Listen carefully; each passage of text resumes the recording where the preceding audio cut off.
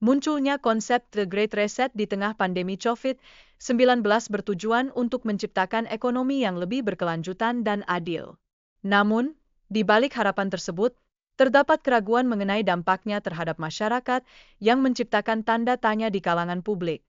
Selain itu, perkembangan teknologi AI dan otomatisasi kini menjadi ancaman serius bagi banyak pekerjaan, terutama yang bersifat repetitif.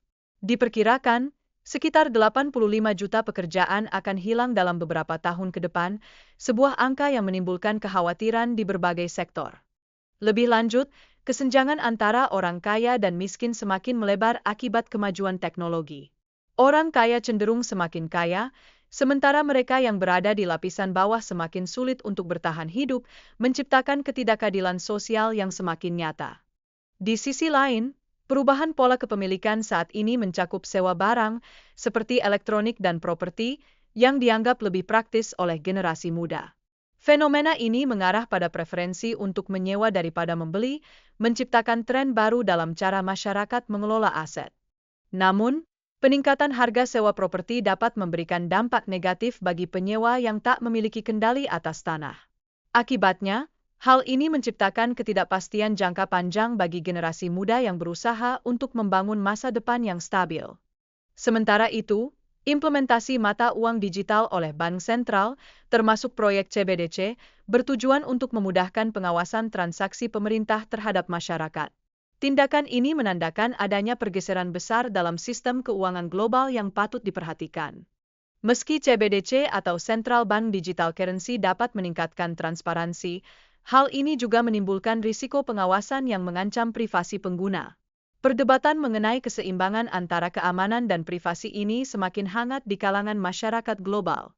Kemajuan teknologi yang pesat seperti AI dan CCTV dapat merekam aktivitas kita tanpa disadari, yang tentunya meningkatkan kecemasan mengenai privasi. Dengan begitu, masyarakat menjadi lebih waspada terhadap penggunaan perangkat digital dalam kehidupan sehari-hari. Apalagi, penggunaan data pribadi tanpa izin oleh perusahaan melalui teknologi seperti active listening dapat mengakibatkan iklan yang tidak diinginkan.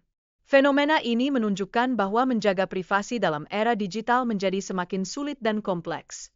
Di sisi lain, otomatisasi yang didorong oleh AI mengurangi kebutuhan akan tenaga kerja manusia, yang pada gilirannya menyebabkan perubahan dalam pasar kerja dan meningkatkan persaingan untuk pekerjaan yang tersisa. Dinamika pasar ini menuntut adaptasi cepat dari tenaga kerja yang ada. Seiring waktu, perusahaan yang mengadopsi teknologi AI akan mendapatkan keuntungan yang lebih besar, sementara pekerja dalam posisi konvensional mungkin mengalami kesulitan dalam mencari pekerjaan baru. Tantangan ini menjadi sorotan penting dalam pembahasan kebijakan ketenagakerjaan.